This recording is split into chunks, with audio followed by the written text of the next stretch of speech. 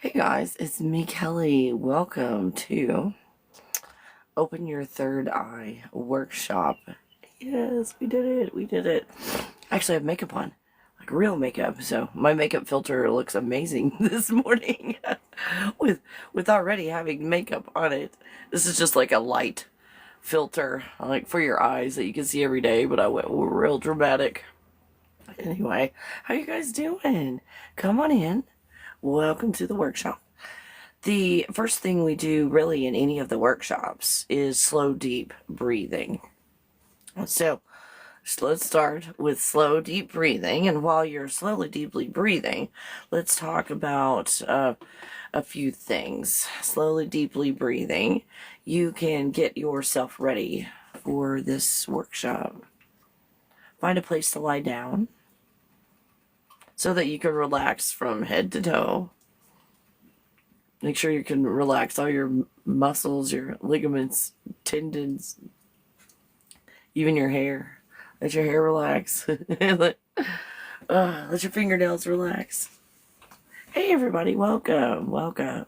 We're in the slow, deep breathing part. Slow, deep breathing part. Oh, the fun part, right? The fun part.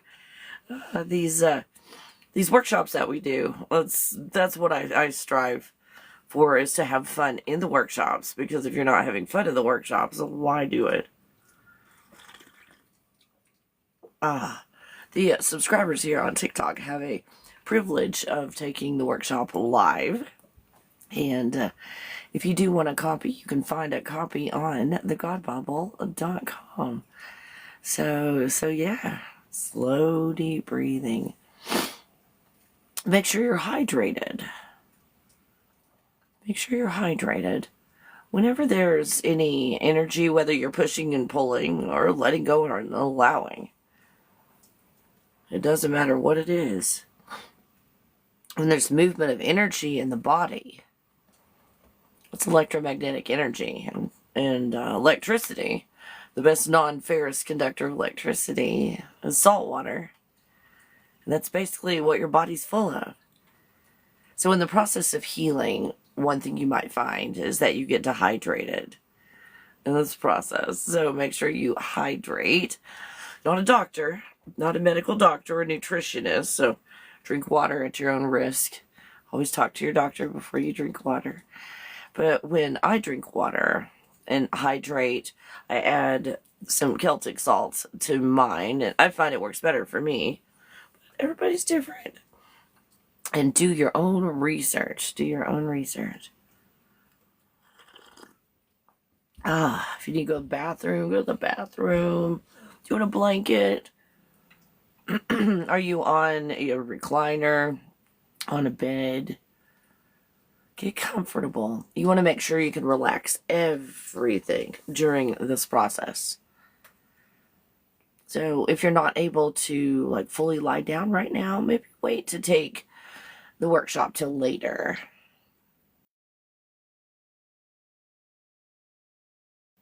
Please pardon my allergies, as in Colorado, every day is looking more and more beautiful with the wildflowers and everything, but everything is blooming, so I'm having a hard time breathing some days. So slow, deep breathing, slow, deep breathing. Now, let's start at the top of our head.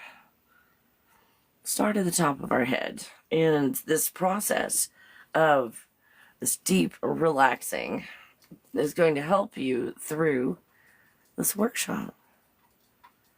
So, this is a letting go and allowing technique. Everything we do in here is towards letting go and allowing. So this relaxation technique is for several reasons. As I'm talking, keep breathing slowly and deeply. While you're breathing, listen.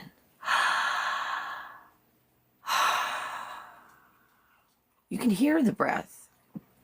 And when you hear the breath, that creates a vortex.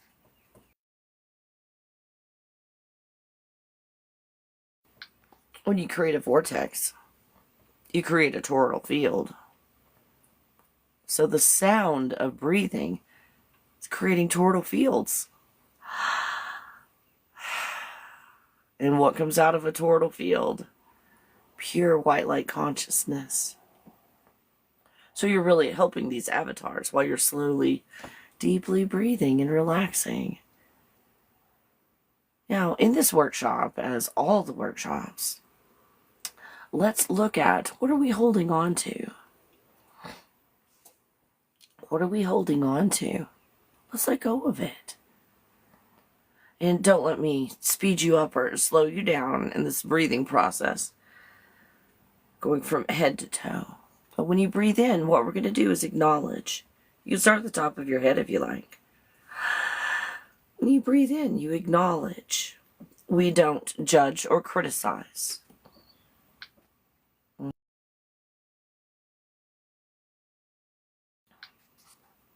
There's no guilt or shame or fault or blame. We just acknowledge. Yep, it's the top of my head. When you breathe out, you let go. Now, there's some practices out there. Thank you, Shelley. There's some practices out there. When you breathe in, there's some kind of a taking control of whatever's going on in the body. When you breathe out, there's a direction of breathing, whatever it is, whether it's changed or not, out of your breath. That's a limiting way of doing this exercise. So what you're doing is letting go and allowing.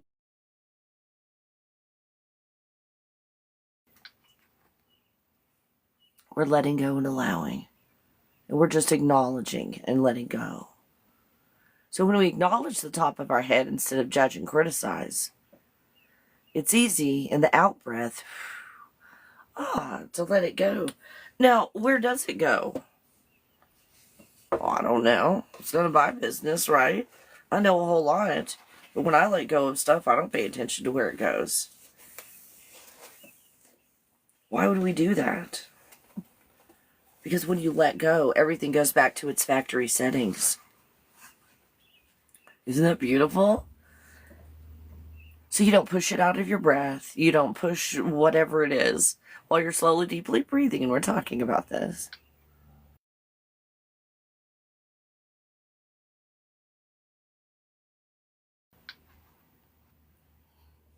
Talking about breathing while the wildflowers are wildflowering.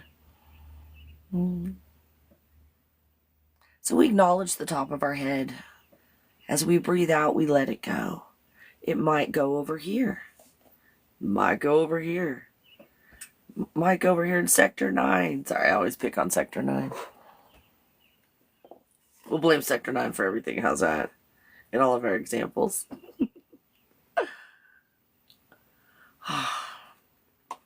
We're just letting it go. This is the beginning of the beginning of the end of the push and pull. Well, that was great. I just dumped castor oil on my dry erase board.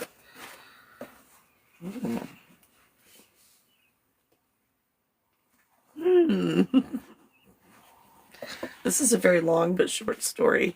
I don't know if I'm going to be able to write on my dry erase board now. You guys, I was going to draw a picture. What do you think? I think it'll be okay. We're going to find out, aren't we? Oh. As we open our third eye. What's that? What is the third eye?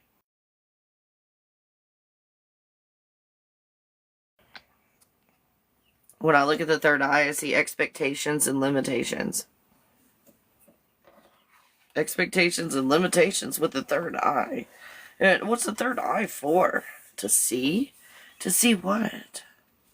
Let's look at our existence. Let's look at a map while you're slowly, deeply breathing from head to toe. From head to toe in letting go. I don't pretend to be a poet. So in this anatomy that we see, it starts with the God bubble. I got my squeakiest pen for you guys. I tried really hard to get that one. So you didn't squeaky while it's writing. We start out, here's the 2D version of it. We start it with the God bubble.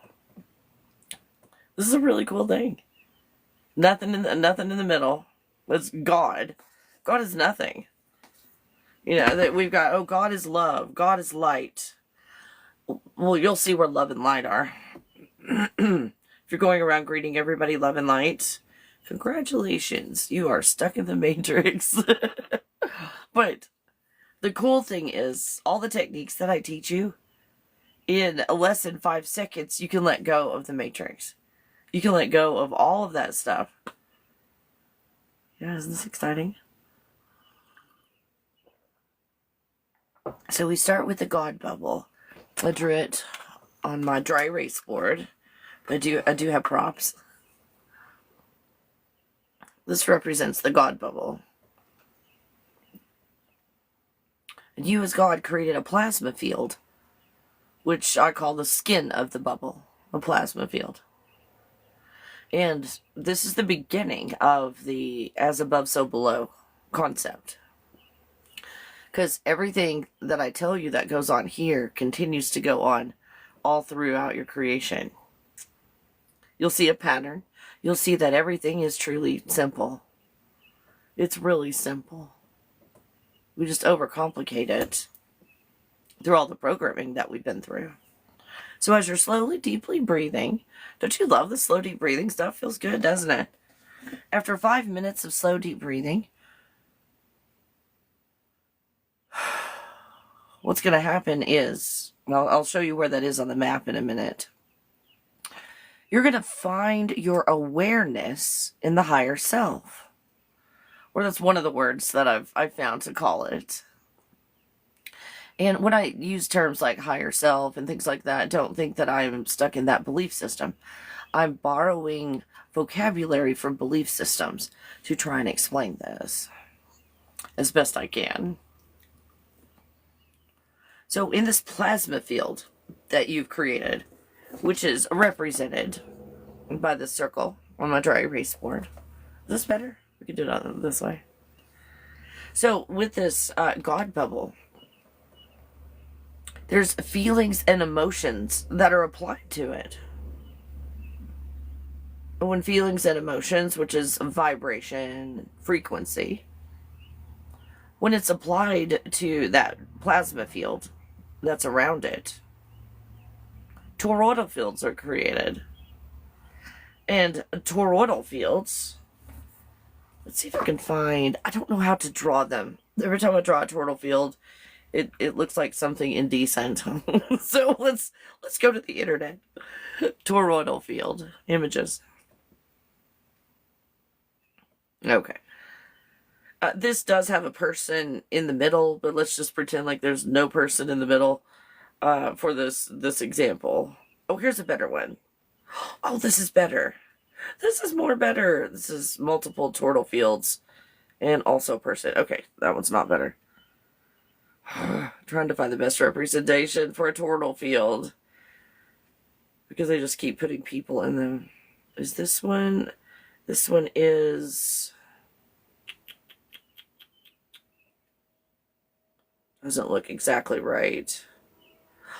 This might be a better example. Okay, this is a better example, and because of the coloring, you're going to notice a certain... they're all shaped pretty much the same, but this is colored in a way where you can see it easily. There's a lot of contrast in it. So we've got the toroidal field, which is like a donut. And that touches in the middle. Or in the middle there's a portal, let's say. So the bottom, let's say it's going in this direction. So the bottom, it's twisting and turning. It's turning like a tornado. It's spinning like a vortex. And it's also going from up to down as well. And it's turning all around this. TikTok will not let me show one of these that's moving. It gets upset about that, so... So we've got these toroidal fields that are created. The bottom that comes up into the center is a black hole. And coming out the top, up there, is white light consciousness coming out. Well, we just talked about that, right? White light consciousness. It's not awareness. I'm going to show you where awareness is in a minute, because awareness is that white light that you push and pull, not the consciousness. In order to create this thing that we're doing, you gotta have consciousness in everything. So on this God bubble, we've got all these turtle fields. We've got all these turtle fields. And the turtle fields, how do I draw that? Basically 2 circles that are touching, I think. 2 circles touching. Oh God, that looks bad. Ooh, there we go. So we'll pretend like this is a turtle field. Good grief, that is crooked. Make sure you're slowly, deeply breathing. Kelly, no, we're laughing at your circles, Kelly. Okay, this is the best I can do with my turtle field. So on the bottom of the turtle field, we've got the black hole, and then pure white light consciousness. I'll represent the consciousness coming out like this, like kind of like a cartoon drawing. The pure white light consciousness coming out in that direction, and then as far as the black light goes, I'll do like directional arrows. There we go, on the bottom, like directional arrows. It comes up and out the top. It spins like a tornado. Comes out the top, goes back around, and goes back in the black hole. This is very important because this is how everything in this reality is structured. This way. This is how everything is created. That looks almost like a cell dividing, doesn't it? What? So what happened? I'm going to show you what time is in a minute. You're going to love this, like time and space. So you take these toroidal fields that are creating reality. Now I'm going to take this and I'm going to turn it like on its side.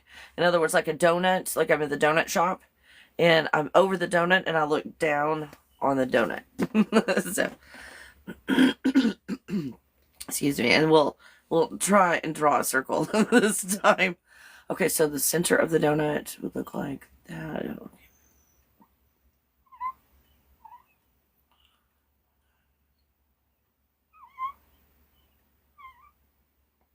These are a little bit crooked, but okay, we got some crookedness going on, but we've got it. We got this going on. I'm gonna do a little bit of coloring. Don't take all these markings exactly. I'm just doing the lines to represent what the iris of your eyeball looks like. So just think of this as like squiggly with a whole lot going on, not just straight lines. But I was trying to draw it in a way where it doesn't end up looking like really bad. These drawings can look pretty bad. Okay, so here's the donut, if you will, looking down at the donut shop on top of the donut. And think of it's an eye is what it is. But here's the center of the donut, and the iris part would be maybe where you would dip the icing for the donut. I don't usually eat donuts. Am I describing that properly? You guys, just putting just the icing on the top. You turn the donut over and you just barely dip it in. So that's the surface area, which, you know, people are like, oh, you know, the earth is flat. It's curved like an eyeball, but it's not like wrapped around the eyeball, if that makes sense. It's curved slightly like a dinner plate on the iris of the eye. Think of how curved an iris of the eye is. That's how curved our reality is. So when you take the God bubble, apply feelings and emotions, you create toroidal fields. And I'm going to draw those in a minute as just dots on here for this illustration. And so these toroidal fields are represented here. You've got the black hole, the white light coming out, that's pure consciousness. And then here's taking the toroidal field and turning it. So we're looking at the pure consciousness coming out the middle. Well, Kelly, if that's the case, why is it black? This is how we have our experience. And then all those straight lines are just representative of the different irises. Iris eye? What is like plural for iris? Iris-y? Just kidding. If you can have a good sense of humor during this process, you're going to do great. See, here, this is opening your third eye. We're not even to the third eye yet, you guys. Look at all that stuff that's going on before we even get to the concept of the third eye. Doesn't it seem like like using the third eye or opening your third eye seems a little limiting already. You're going to love this workshop. You're going to love this workshop, you guys, when you find out what the third eye really is. And then I show you how to experience all of that without your third eye. Without the limitation of your third eye. Aren't you glad you came? So slowly, deeply breathing. Don't you love that's most of this exercise, is slowly, deeply breathing? Because what is happening? The slow, deep breathing is the natural state of the avatar. Yeah. The natural, when your avatar is healthy and healed, completely healed, you are just naturally, slowly, deeply breathing here. And in that slow, deep breathing, this stuff goes on. Toroidal field is created. White light, pure consciousness comes out. So you can have this experience. It's like an injection of consciousness into a video game. It's amazing stuff. So here's where we're actually having our experience. The white light consciousness is coming out of the pupil of the eye. And the reason it looks black is because as above, so below, we keep seeing these concepts over and over and over. The black that you see is kind of like a filter or a software program, and don't take it too technically as a software program, just in concept. Like in that pupil, there's like, this is what we're going to do. And so the pure consciousness goes through that and then creates this iris, and we'll call it Earth. So Earth is like a ring. If you look at the No Skin Funded map, it'll remind you of this. It's like a bunch of eyeballs. is what it's like. Excuse me. Isn't it nice to know the anatomy of our reality? It makes things easier to understand. Usually we go into courses and workshops to understand how things are put together so we can push and pull it and trick it or use it or manipulate it or whatever, right? I'm showing you so it's easier to let go of it. So you find yourself here. Isn't this less complicated than this and this, right? This is a God bubble. God's not in the center of it. You created a bubble. You created a bubble. Isn't that cool? So we're over here having just this great experience. This fantabulous experience. Like, woo, Earth. Oh my gosh. We're in observation mode. This is maybe one of the concepts of the all-seeing eye. The all-seeing eye is just you watching yourself play a video game. A very sophisticated video game. But still a video game nonetheless. We're not even to the third eye yet. It's not a third eye here. This is the original intention of you as God. What you originally intended for your reality in its purest form. We're doing this. Oh, isn't this good news? All I've got is good news for you guys today. So, in this, what happened? What happened? Take one of these eyeballs. And I'm going to turn the eyeball upside down. Let's say. How do I represent this? Okay, I'll do a circle. And we'll say on this circle, it's the eyeball looking down with the pupil right here. A pupil of the eye, and then I don't know how to draw an iris. Like this. Am I close? Am I close? Not bad. Not bad. So think of this eyeball like looking down. Oh, wait, let's make the iris like that. So a little easier to see. Okay. Is that better? That's a little better. Might not be to scale, but this is an eyeball. So this is the experience that we're having. There's a lot going on over here, but I'm going to keep it simple and keep it a circle right now. Because other stuff we can do in other workshops. So So we've got the eyeball looking down. Oh, what happened? What happened? I'll show you what happened. Oh, you guys, I love it. This is what happened. Here's the matrix. And this is not the exact number of lines. I'm just showing you the comparison. I don't think I've drawn enough lines on this one. Okay. And white, and then, let's see, gold is represented by that. Okay. So I made markings on here to represent colors, because it's all black marker. So, here's what happened. We've got the God bubble, the first toroidal field. You create something that looks like an eyeball to have this experience. And you have the experience on the iris of the eyeball before it breaks apart and then comes back around and is recycled. This is a recyclable thing. So here's the eyeball experience that we're having. And this is the God bubble, you guys. Here's the matrix. Did I do a kind of okay job of drawing drawing this? So this is what's going on. Can you see? This is what's going on.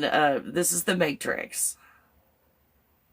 You could shoot it off to the side, but this makes more sense than anything. You can also think of it as the eyeball looking up, and this coming down on top. It doesn't matter. You're just kind of out. There's no sense of up or down, or right or left wherever you are. That doesn't even exist. So I've just drawn this in all its glory. This is black, white, and the little X things are gold. The gold layer, and the rest of them is just color drama. Color drama we can get into later, but CIA has a version of this. And I've seen their pyramid. It looks like like this. Only they messed the colors up. The CIA can't get the colors right. Why do you think they had the GATE program? They wanted this information from us. It's like, what is this video game that we're in? What does it look like? Because, you guys, we know what it looks like. I'm not the only person that's seen this. It's just, I'm probably the only person that comes out and shows you what it looks like. And helps you to let go of it instead of play around and get stuck in it. It's probably what's different with me. So you've got this eyeball experience that's happening. Pure consciousness is coming out with a filter. So here is like the God bubble concept. Here's the matrix. This black part right here, represented here. I'll show you up close. See how you got like all the different colored glitter in there in black? That's similar to what it looks like when you look in someone's eye, isn't it? Where they've got that sparkle in their eye. The reason they have a sparkle in their eye is because it's pure consciousness coming out of the pupil. It's being filtered. That's why when you look at the avatar, but we're not even to the avatar yet. There's no avatars here. There's no third eye here either. We've got a lot of eyes, but we're not even to the third eye. And I erased it with my thumb. So this black part of the matrix is the software program that drives the matrix, that contains the potential, again, like the God bubble. You got the potential, this plasma field, the potential to be anything and everything in all of creation. We apply feelings and emotions. We have a toroidal field. And in that toroidal field, feelings and emotions are applied again, and this iris is created out of the pupil. The pupil is spitting out pure consciousness and a software program. Again, don't take it too technically. I'm talking about concepts here. Like a software program to create the iris. And I'll oversimplify this process. This is a green iris. Or we've got a hazel iris. Or a brown. These are our different experiences. And you can have two eyes that are brown. And they're even one person can have two brown eyes. And the irises look different. So we're all having different experiences, and let's call it Earth 101. I don't know what you call your crazy thing you're doing, but I call mine Earth 101. So here's the Matrix, and we get caught up in it because the software program of the Matrix copies this filter where you're having this experience. So it seems very real, but here's the artificial version of it. Now we've got the white light. The white light, this is awareness. So we got two white lights working. let's go over what's what. I know people use the words consciousness and awareness interchangeably, but I'm showing you the difference between consciousness and awareness here. Pure consciousness is this that comes out of the toroidal field. Pure consciousness is that's coming out of the pupil of the eye to create the experience.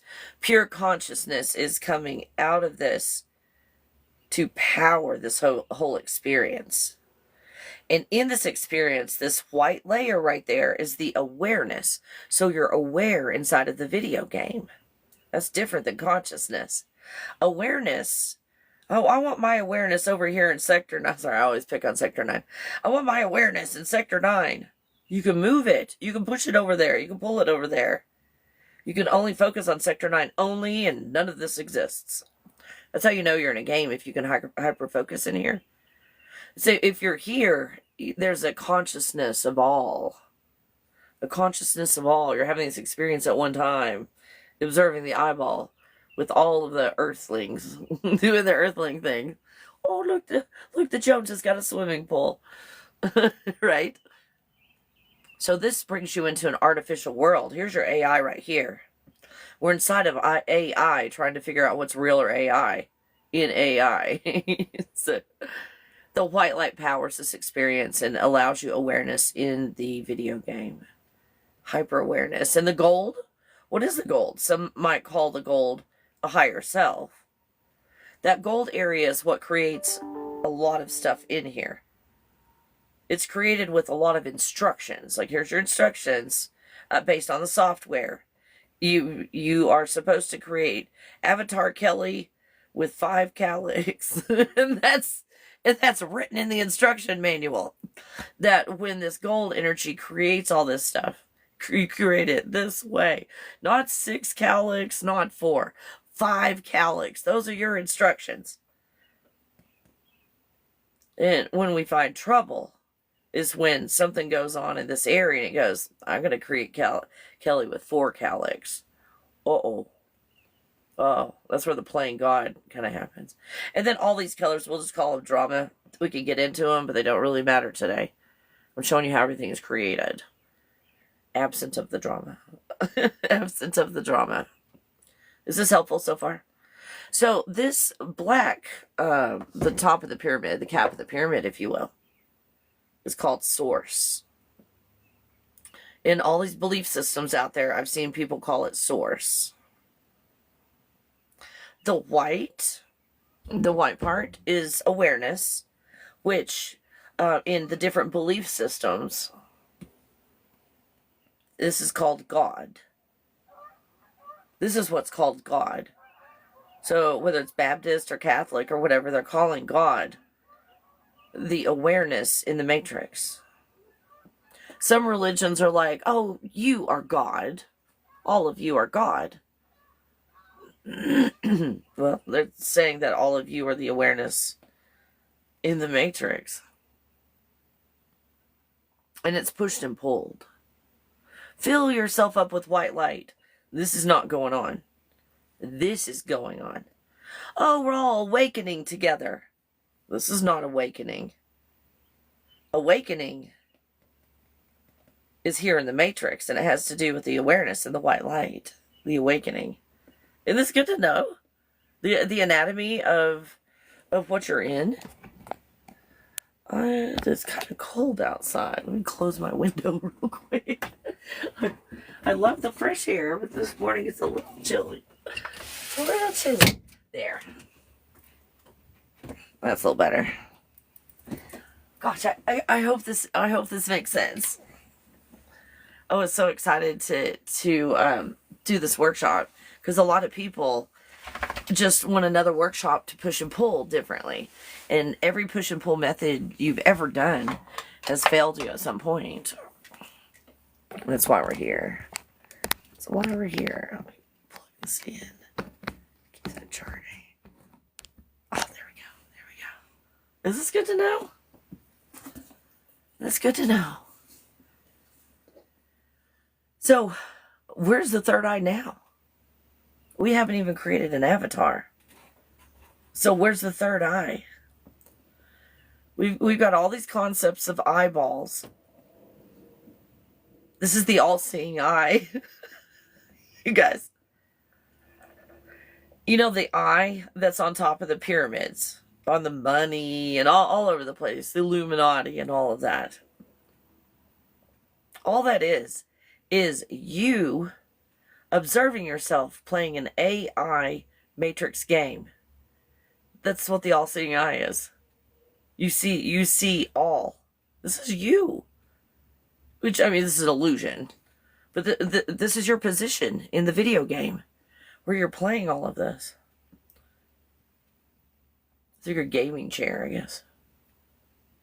Now, inside of here, where's our gaming chair? I find it's gold. So here in the avatar, so we're not even to the avatar yet. We haven't created that. That's very interesting. So when we create the avatars, let's see what happens. Inside of here, and I'm sorry, we're just going to pick on Sector 9 today. Let's pretend like Avatar Kelly's in Sector 9. Randomly here, where I accidentally erased it. How's that? I accidentally erased Avatar Kelly. So now what happens? Inside of here, you create more toroidal fields. More toroidal fields are created, right? And so these avatars, the toroidal field creates a sphere, so I'll draw that. Not bad. That was almost round. So here's the toroidal field in here. I'll put a. Oops. Oh my gosh! Now I'm erasing all of it. So, boop, I'll put a dot right there. A dot. There's the dot. So here's Avatar Kelly. This is a Matrix created character. Avatar Kelly. It's created to have an experience here. And inside of this, you've got a grid system. And this grid system, the Matrix grid system, looks like kind of matches the lines, doesn't it?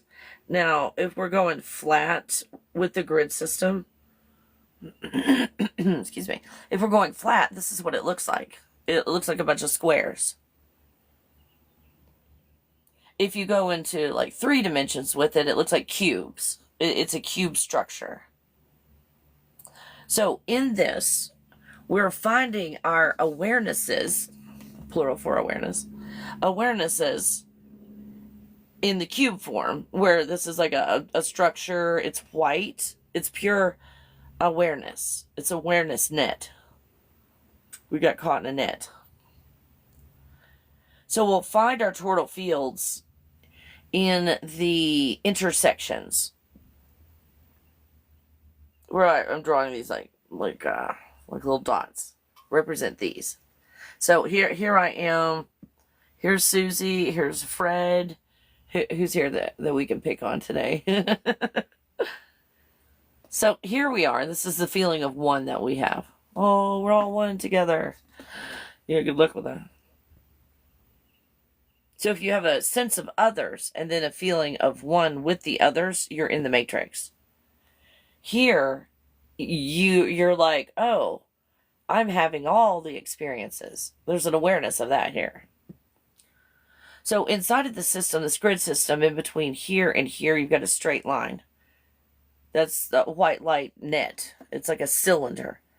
So what you'll see when these avatars think they're independent, you will see this in the middle.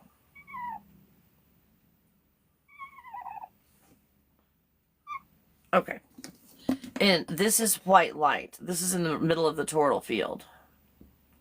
So you got a toroidal field going on that's spitting pure consciousness out the top. But we're focusing on this white light stick, which is a part of the net in the matrix. So I call this a spirit stick. So a lot of people are calling this awareness spirit or God. The gold is the higher self, and the black is source. These are all the common terms that I see in all the belief systems. That we're all being real spiritual on a higher level. It's like, no, you're still stuck in the matrix, but you're in the penthouse where you have like room service and stuff. they give you fancy pillows up there. So the avatar in this is roughly kind of right here. I'll do a stick figure. This is where the avatar is located in this, what's called a soul. Here's where the soul is. The soul is in the matrix. I know. Are you guys surprised? You probably didn't think this is what was going on, right? When it's like, let's open our third eye. Or let's talk about everything that came before the third eye. We're still not to the third eye yet. It's still not to the third eye. See how limiting opening your third eye is? And just focusing on your third eye? Oh, I'm gonna show you something more better. You're gonna love this, you guys. Everybody that's wanting to open their third eye, going, well, I opened it for like 5 minutes and it's shut again. Well, there's a reason. I don't want to see. I'm afraid to see.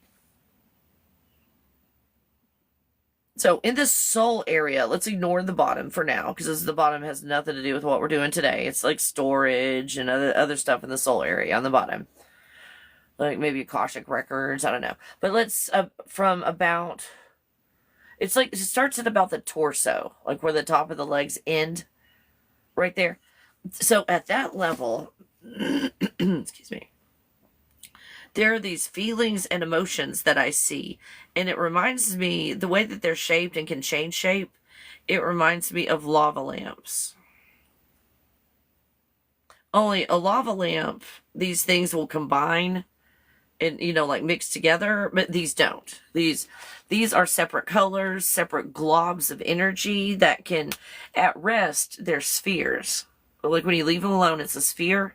But just like a lava lamp, you can kind of like pull it and extend it and it changes shapes.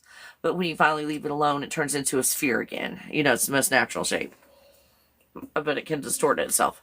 So in the soul area, what I find up here are all these feelings and emotions in this area, which makes sense according to all the eyeball stuff going on. So these feelings and emotions, as you can see, that's the head, not a feeling and emotion, are not in this white stick. This white stick is what powers everything. It's a power source. And the avatar is in it. In this full-blown awareness net. Holy crap. Experiencing emotions. Now, what do we do and why do we find ourselves here and the avatar's not functioning properly? Well, we are taught to pull our emotions into our body. So we might get mad, anger, and we pull it in our lap or our arms. We pull fear in. It goes into the stomach. Now, let's pretend like this thing over here goes into the stomach area. What happens? Not only is this avatar going to not function properly, like it's going to start to break down and have problems and issues, but you've pulled fear. Let's pick on fear today. You've pulled fear into that white light stick. So how much did that fear get multiplied from that power source? And this is why our bodies break down. So what are we doing? Oh, let's push this stuff out of our body. Well, you're the one that pulled it in the first place. So you pull it in and then push it. So you're just sitting here with this constant tug of war with yourself. With this emotion. And you're wearing everything out. You're using up all the white light. And then, the white light keeps you trapped, but there's not enough of it. The avatar's not going to function properly.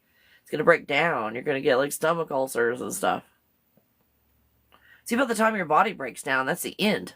That's you talking to yourself, going, hey, you pulled fear in the stomach.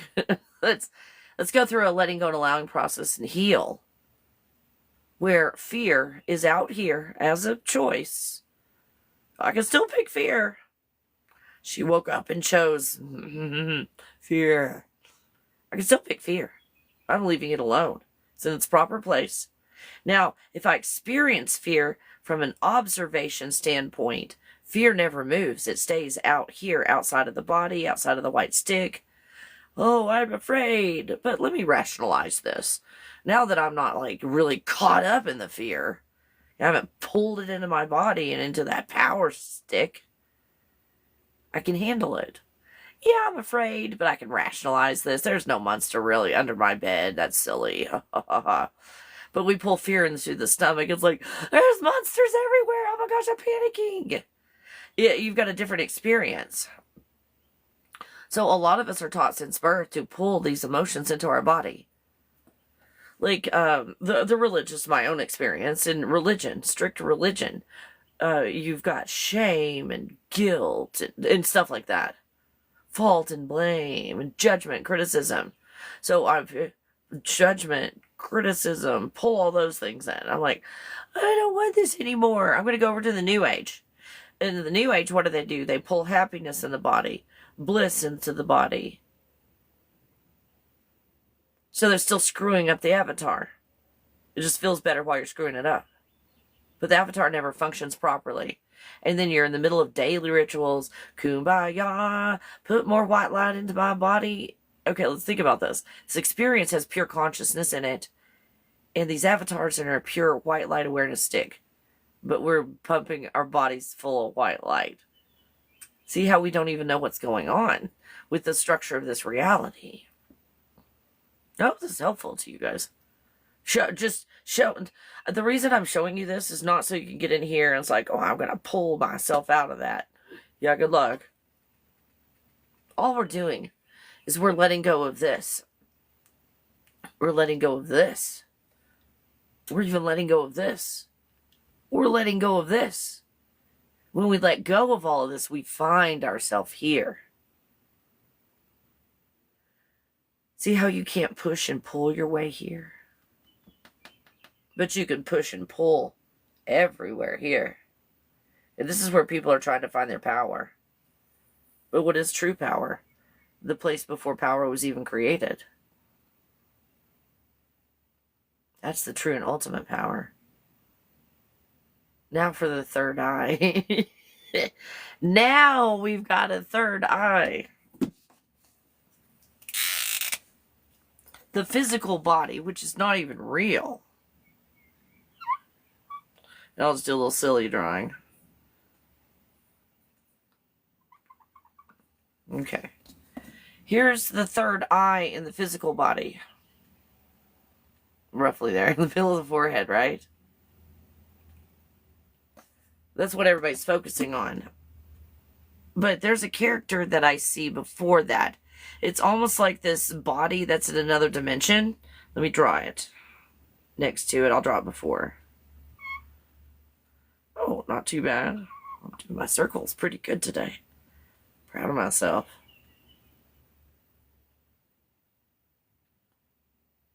Okay. So here's another version of third eye in another dimension. This is the progression.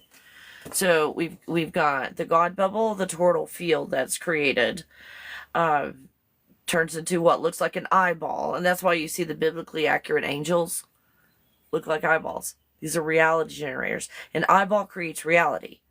It spews out of the pupil and creates an iris, creates land around it. And then we've got what I call the sabotage of everything, where we've got the Matrix.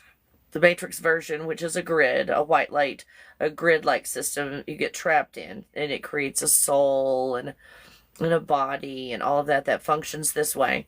And then when you see the avatar, you see the avatar with the concept of the third eye or mind's eye, or what is creating this avatar here is a star above its head. And so what might be like a third eye concept, remember we're going on concepts here. The third eye concept is above the head about 18 inches, about a foot and a half. When I remote view it, I see it like a foot and a half. And this star up there, a toroidal field, a toroidal field is your third eye. You can't make this stuff up. So in this farm, you'll see this in cartoons and stuff. You'll see these avatars created with different things above their heads. But this is what's projecting the avatar. Now, when we're in the avatar, we think we've got like an eyeball in the middle of our forehead. I'm just being silly saying it that way. We've got some internal eyeball that's calcified. I don't think you understand the pineal gland, Kelly. No one told you about the pineal gland. That's why you're off in God Bubble Land. I'm upset because you don't believe all these limitations that I've limited myself to my whole life. And you're just saying the third eye is crap. Well, I don't know. Have you opened your third eye yet? And if you did, how long was it open? Why'd you have to open it? Why was it closed in the first place? Did you ever think about that? Maybe your third eye is closed for a reason. I mean, look at everything you had to go through to get to a third eye for it to even be possible to be created. And then what are we wanting to do with it? What do you think is going to happen when you open your third eye? What is our goal in this? What is our goal? If we're third eye blind. Just ask Google. You can put something in the comments if you want. What do you do with your third eye? What's the purpose, I guess? Opening your third eye is a concept in spiritual and yoga, which is a push-pull white light system. Spiritual is the breath, pushing and pulling with the breath. Often associated with some chakra, the sixth energy center, which is a toroidal field. You guys, chakras are toroidal fields. So your third eye is a toroidal field. Even Google says so. Oh my gosh, it feels good when I get confirmation, because I'll remote view all this stuff and I'm like, I can't be the only one that sees this. I cannot be the only one that sees this. Hey, you guys, thank you subscribers for coming here doing this live. It's believed to enhance intuition. Wow. Okay. Wow. So we bring ourselves all the way down to here. A limited experience. And then we're going to have intuition here. When you could be here. Sorry, I erased part of the God bubble. Let's pretend like that didn't happen. While not a literal eye, because we were talking concepts, not a literal eye. Okay, where's this going? It's a symbolic representation of inner perception. Inner perception? This is a simulation. What? Inner perception and heightened awareness. Well, I told you we're dealing with awareness with that third eye. Not original consciousness. If you're going to call anything God in this reality, it's pure consciousness. And that's not even God, it's created by God. See how it talks about its awareness. Heightened awareness. So basically more aware of this, which you can simply just remote view from the God bubble position. Which you've been doing ever since you were born. You've been remote viewing since you've been born. If you have this idea of a pineal gland and it's calcified and you're trying to open your third eye, oh my gosh, let go of all of that. That's the first thing we do in this workshop is let go of the third eye. And hopefully in showing you the map of where the third eye is. And it's a toroidal field. It's so much easier to let go. See how opening your third eye is so limiting compared to letting go of the matrix? And having a general understanding of everything? Wow. Here's how you can explore activating and utilizing your third eye. Here's information that probably you've all heard and what you thought this workshop was going to be about. Well, let me put this down. I'm not holding on to 14 things at one time. That might be helpful. Focus. Okay, here's some. Let's see how these instructions on opening your third eye look energetically. Okay. So the internet says to do it is focus, sit comfortably and close your eyes. Oh, we did that. Yay. We're halfway there. Direct your attention to the center of your forehead between your eyebrows. In other words, let's think that these avatars are real and go from that perspective. Imagine a glowing light, and then they say violet light. And when I see violet, it looks like one of the core colors of this reality, and it looks like just pure manipulation. That blue light or that violet light, I've seen that hurt a lot of people, you guys. The purple flame, I can't remember all the names for it, is like this, what do I call that? An intelligent energy grid in the Matrix. So good luck with that. Let's see, the third eye opening in that area. All you're doing is a focusing technique to distract you from the blocking of your third eye. That's all you're doing. Some practitioners visualize the third eye opening and gaining sense of intuition. Again, it's just a focusing technique. But it's a focusing technique after you've determined these bodies are real and I'm going to push and pull on them. See how we're never going to open our third eye and keep it open? I mean, it's got to blink every now and then, right? So your eyeball won't dry out. Chanting and sound. See how we're just manipulating. We're pushing and pulling and manipulating. Yoga and body awareness. We've done a technique that's similar to that in this slow, deep breathing, allowing ourselves to become more aware of these bodies in order to let go of them, not to push and pull an eyeball that doesn't exist. Yoga and body awareness, child's pose, breath work. Breath work is push-pull white light system. It's manipulating the toroidal fields, breath work. I'm going to manipulate the pattern and the frequency of my breath. See how we're changing the frequency? We're not allowing the breath to go back to its natural, healed, and healthy state of slow, deep breathing. We're doing like 4 short breaths out and 4 long breaths in. I don't know if that, don't do that, by the way. I don't know if that's even a thing. Don't hurt yourself. Breathe. Always talk to your doctor before you breathe. So gazing softly at the sun. I do that. Not today. Not today, but it can be a practice to open your third eye and increase intuition. Okay. What does happen when I stare at the sun?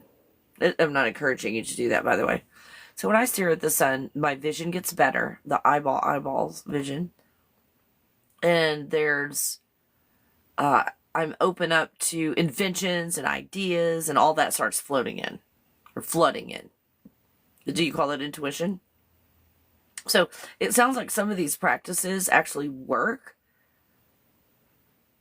Like just me thinking of me experimenting on myself, going out there in the sun and staring at the sun and staring at the eclipses and all. Like always talk to your doctor and Google before you stare at an eclipse, because they're all going to tell you not to stare at it. But when I stared at the eclipse, when everybody was inside scared of it, there were a bunch of people out there telling everybody to stay inside and to fear the eclipse. I went outside and I stared at it. I was in Florida. I think I was in Florida. Yeah. I stared at the eclipse and suddenly I could see auras on everything. I saw auras on people all the time, which is stuff I teach you how to, see auras with your eyes. But I do a type of, it's a letting go thing. I kind of let go of a few blocks and then I see people's auras with my eyes, but then I've got it turned off most of the time so I can see the sidewalk and know where I'm going. Because if I was just seeing colors all the time, I can't see the sidewalk and the road. That's happened before. It was after I had a procedure with my teeth or whatever, and they gave me some pain medication. Oh, wisdom teeth, that's what it was. My wisdom teeth, they pulled that, and I had the pain medication, and the pain medication had me kind of stuck in seeing in another dimension, and it was blue spheres everywhere. They were of all different sizes. They were blue spheres, and they filled up. I was at my neighbor's house when it happened, and I didn't want to say anything to her.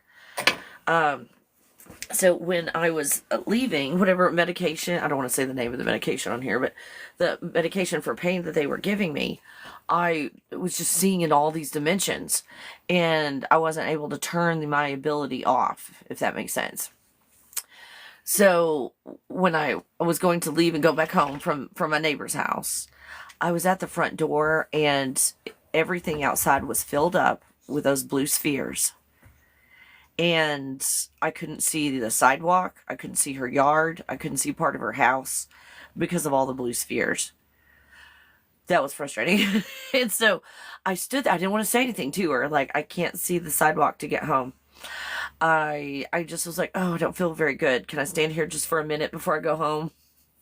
So, oh, yeah. So while we were standing there talking, all of the blue spheres, they cleared, and I could see the sidewalk again to go home. Yeah. So, why did I tell you that? Isn't this exciting? Isn't this exciting to know? Well, thank you, Amanda. Thank you, guys. Isn't this wonderful to know? So, what is remote viewing then? What is remote viewing?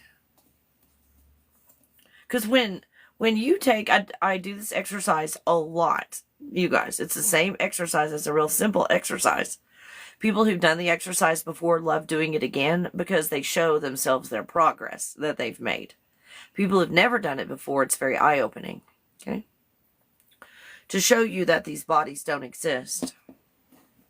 Take an object, any object. I'll pick my copper cup.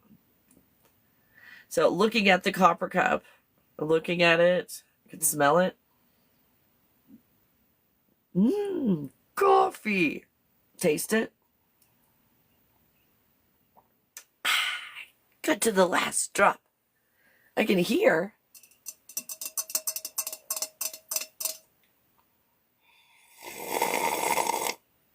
I'm sorry, that was rude. I can hear and I can feel it. Oh, it's warm and cool. Feeling it. Okay. And then you can do it knowing if you like, but okay. So I'm just going to set it down on the table. Now, I'm going to close my eyes. The eyes of the avatar are closed.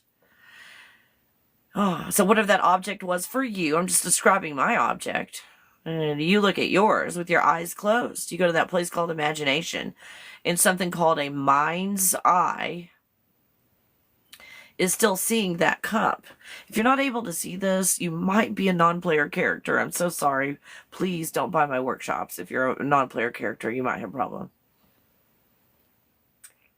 Oh, but I can see my mug. The eyes are closed. I can see the mug.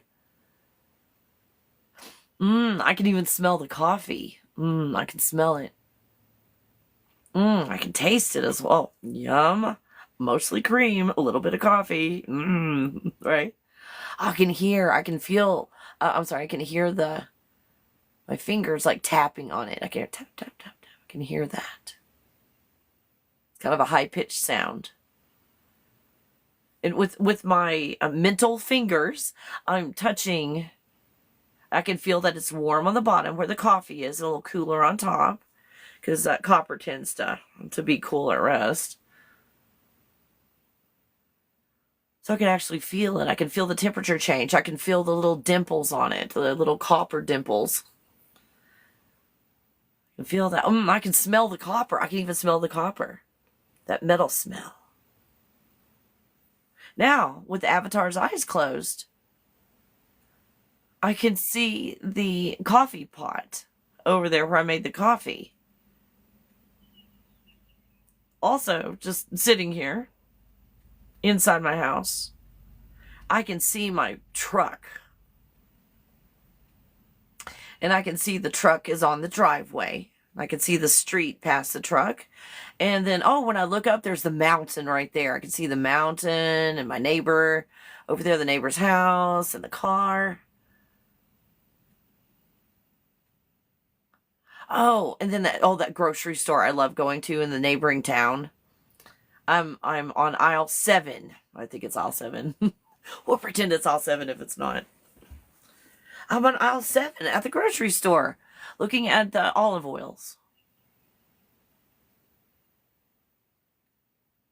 Now I'm going to think about my dream house with my dream kitchen that has 17 islands in it. So all my friends can come over and have their own island so we can all cook together and have fun. And that's my fantasy in my mind.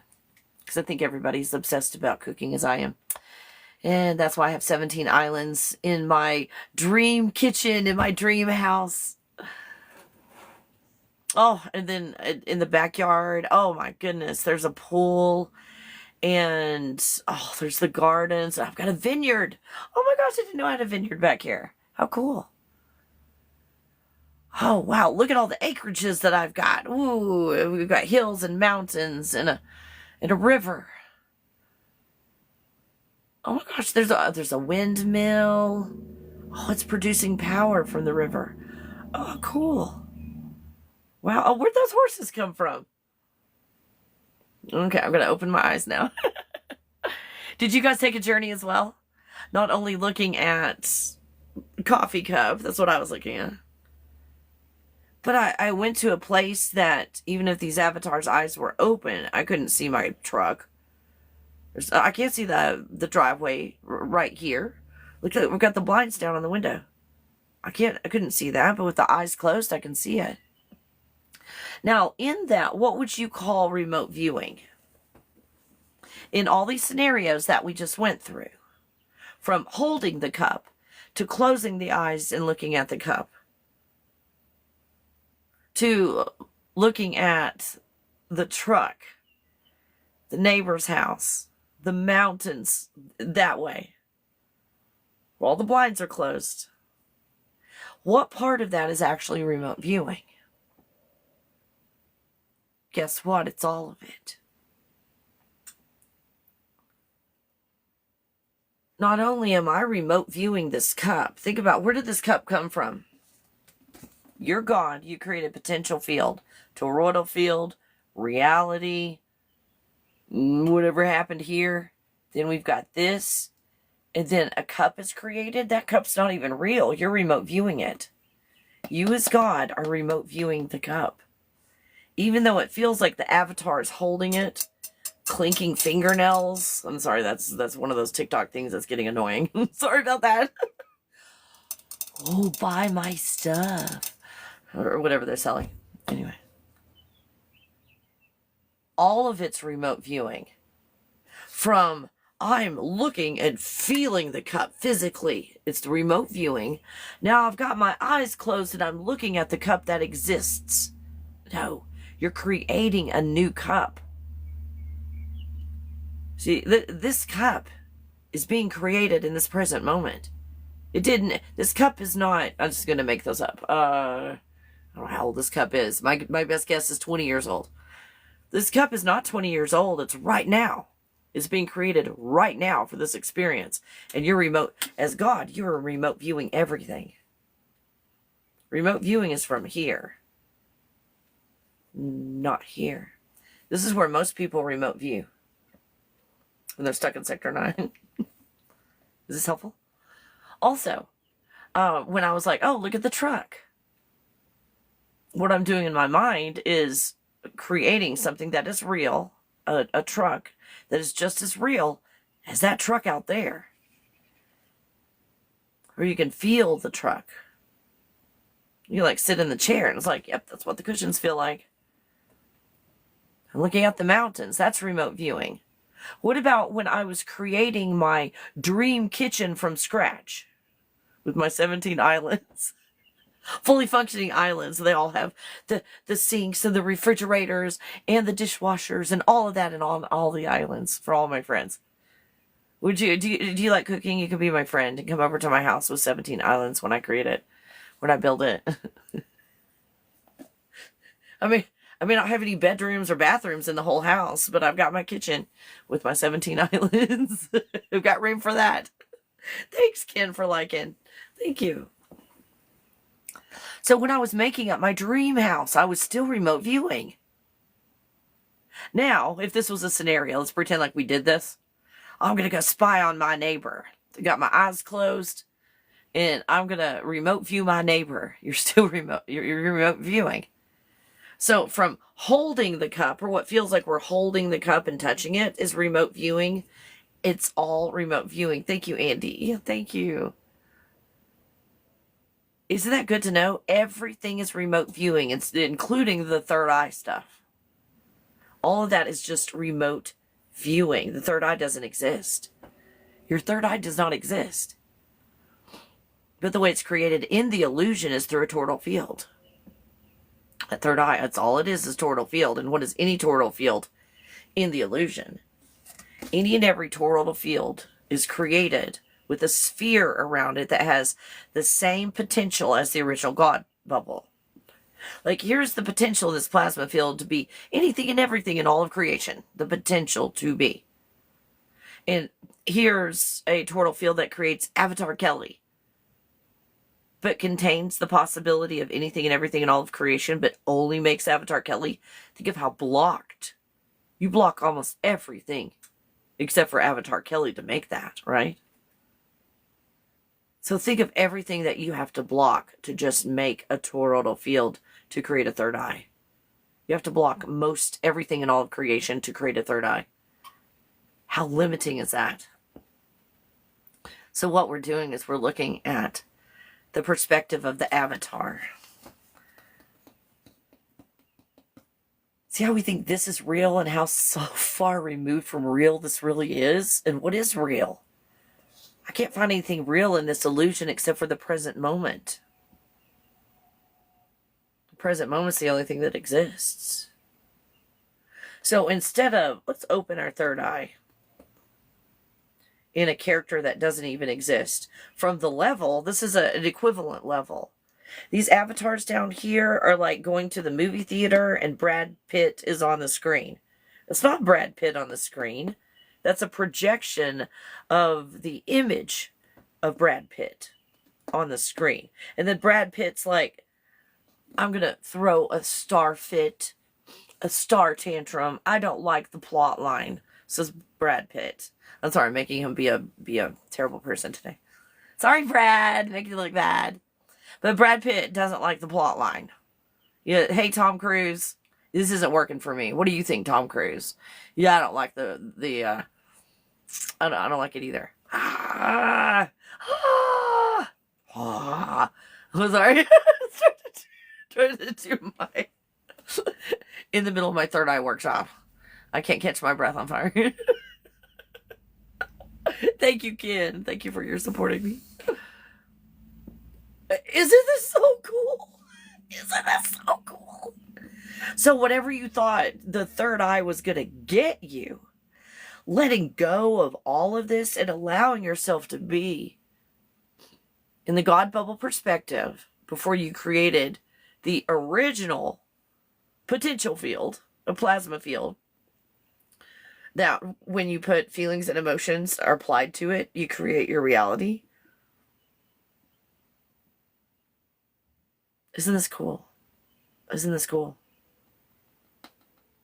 In all this, do you want to know how time exists? This is how time exists. You've got, let's say I'm finding all the toroidal fields on the plasma field that create Avatar Kelly and Avatar Kelly's life. Let's say, okay? So on the God bubble, oops, let me screwed up the God bubble. There we go. So on the God bubble, I'm going to oversimplify this process for the concept, okay? So here's, Kelly was born. Doop. Here's my toroidal field. And Kelly's 1 year old. Boop. 2. Boop. 3. Doop. 4, 5, 6, 7, 8, 9, 10, 11, 12, 13, 14. 1, 2, skip a few. 99, 100. Boop. Okay, so here's Kelly's lifetime. Well, that looks like a big mess, doesn't it?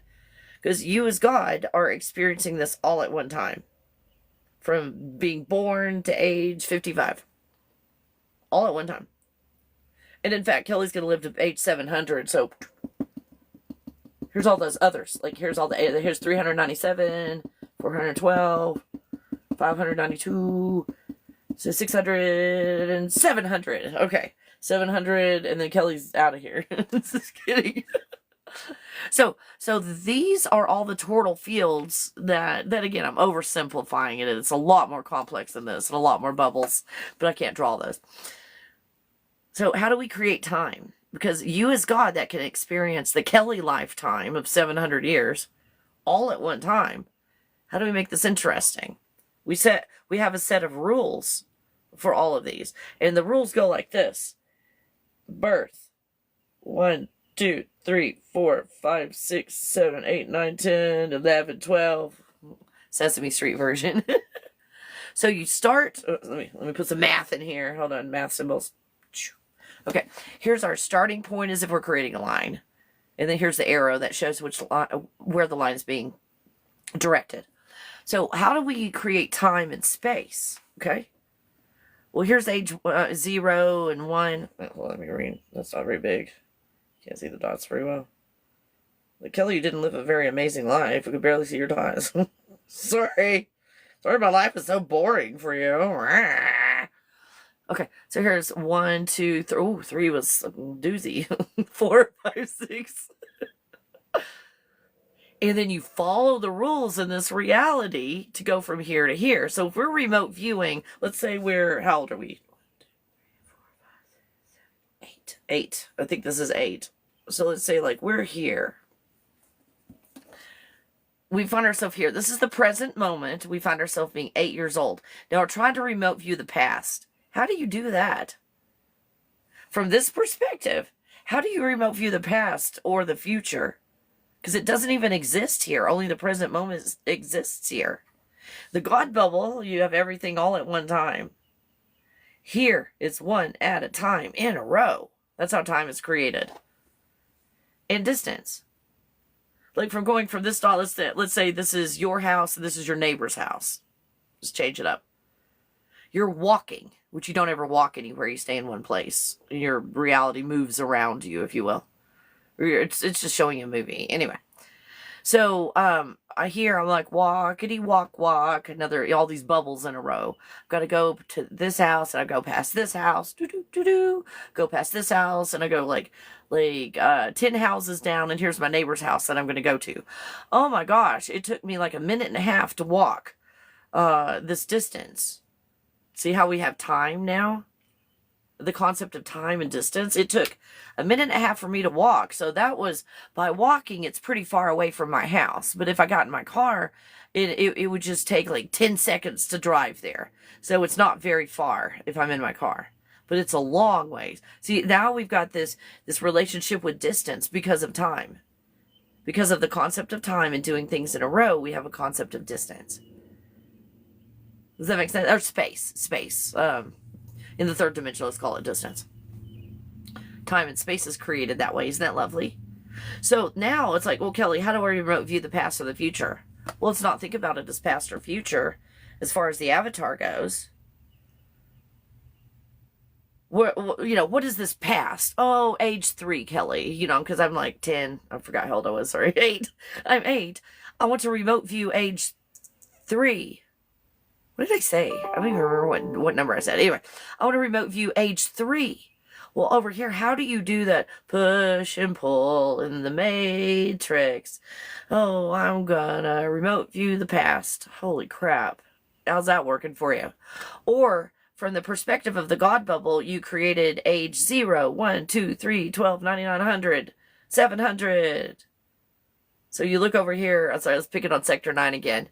Let's look for age 3 is over here in sector 9. So you as God can remote view or create sector 9 and age 3 and look at it. So all remote viewing for you as God is creating it and looking. Remote viewing over here is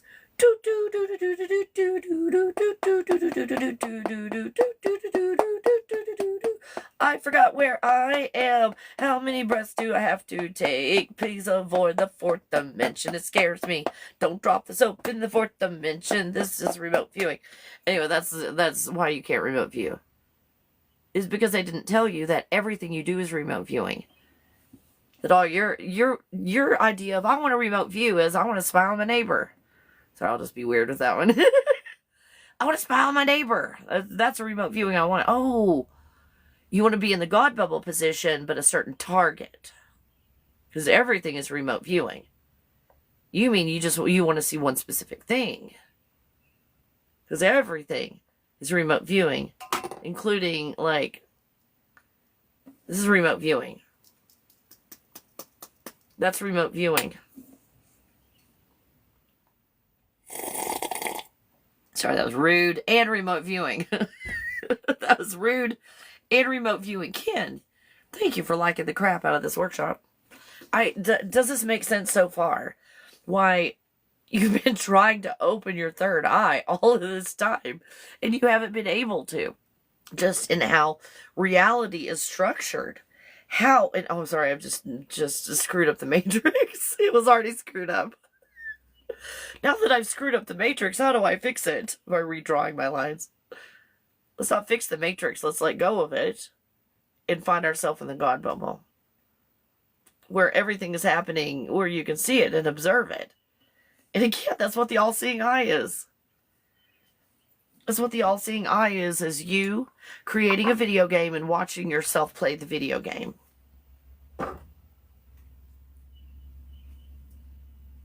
So we've got this concept that we were just looking at. But when you truly look at it, it's more like this. What's up is down and down is up. Now remember the grid system I was telling you about? And someone was saying yesterday, how do you trap light or awareness? Because you can't do this with consciousness. You can only do it with awareness. How do you trap awareness? This is awareness, the white light in the matrix. You put it inside of a mirrored cube. I heard that. No, it was 2 days ago. My bad. I think it was like 2 days ago I heard that. How do you trap light? This is awareness, not consciousness. You can't trap consciousness. There's consciousness in everything, so you can experience trapped. Does that make sense? So, if you put white light in a mirrored cube to entrap it, like it can get out anytime it wants. It's just trickery. That's all it is just trickery. Here's 4 sides, you guys. The matrix has 4 sides. And it's a cube system. It's just a bunch of stacked cubes in a grid system, a 3-dimensional like grid system. This is how you trap light. You've got 4 sides. It contains it. This is your awareness. Smoke and mirrors. Smoke and mirrors. So this is AI. People call it source. And some of the belief systems call this source. But it's the AI, the software program that runs this. The white light is considered God by a lot of the belief systems in the matrix. And you push and you pull and equate this to love, which is just a bunch of expectations. Then you've got the gold energy. The gold energy is considered like the higher self. What creates this from this position. All of that is created. Then you've got, this is not in any particular order, you've got the 4th dimension. I'm not sure where that would be. Thank you, Kim. What was that? That was so cool. Blooming ribbons. That was one of the coolest gifts I've ever seen. That might actually be cooler than that dragon. That was awesome. Thank you, kid. Thank you. So the 4th dimension in here. What is the 4th dimension? Okay. Because dimensions, what are dimensions? Mental constructs. The mind. And levels of the mind. 3rd dimension is a mental construct. The 4th dimension. 5th dimension. These are like imprisonments, if you will. If you want to think of this as an imprisonment of the mind. So that's why all these mindful exercises aren't working. Because we keep locking ourselves into a mind. The mind was created in order to have this. So if we've got the 4th dimension as a mental construct in the 4th dimension, that is the gaming world of the Matrix. The 4th dimension, and the 4th dimension, just like a good game, it shows you all the dimensions. So you can go into the 4th dimension and experience all of them are created. So when we are ascending or we are awakening, what is happening? We're not going anywhere in the Matrix even. We are in a video game in the Matrix, which is a video game. We're in a video game inside of the video game, which is creating a copy of the video game. And the video game is a copy of the original eyeball experience you were having. Does that make sense? So if we're like, I'm going to go into the fourth dimension and ascend and arise and whatever those fancy words were, evolve and awaken and transform, or whatever. Or we're the third dimension and the fifth dimension are splitting. Just think about that. How do the third dimension and the fourth and the fifth dimension get together to make a baby planet? And where's the fourth dimension in all of this? So if we're like, oh, the three-dimensional Earth and the fifth-dimensional Earth are separating, what does that mean? How do you create a planet in the third and the fifth without the fourth? Because it's being created in the fourth dimension. The fourth dimension is the gaming world. It's creating this concept of a planet that's third and fifth dimensions. And the fifth dimension, that crystalline fifth dimension, is created in the fourth. You've got an actual fourth dimension, or I'm sorry, an actual fifth dimension above the fourth dimension, but that's not where everybody's ascending to. We're in a game inside of the game. Why do I push my way out of that, Kelly? You don't. You let go of it, then you find yourself in the original game.